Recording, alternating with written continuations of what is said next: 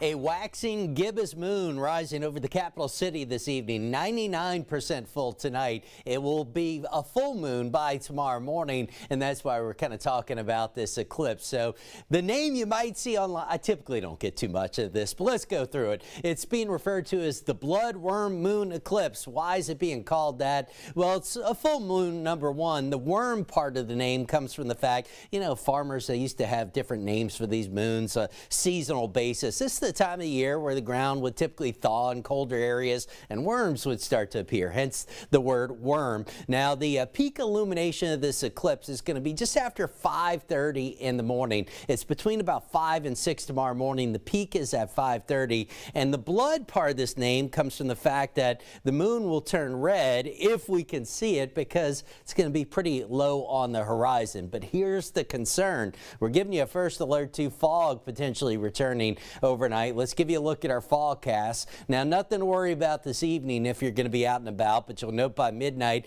it does start to generate some fog on the North Shore east of I-55, but has that gradually building inland. So here we are at 5 a.m. Totality gets underway with the eclipse just after 5 a.m.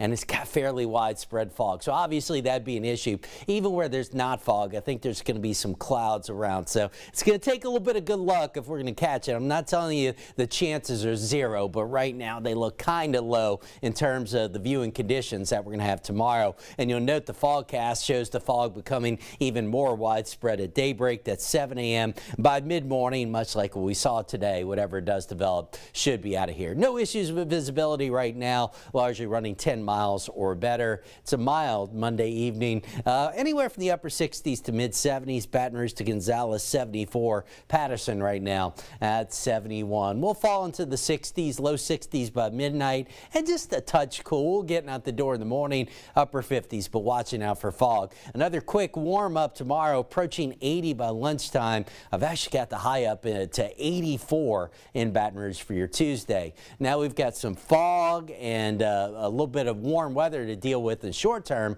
Looking ahead, we give you a first alert to a more active pattern on the way. Now, we're not talking about gangbusters with the rainfall, but we at least see rain chances on the way up. Scattered rains by Wednesday and Thursday, and then some somewhat better chances as we get into the weekend. Here's why. Two key features.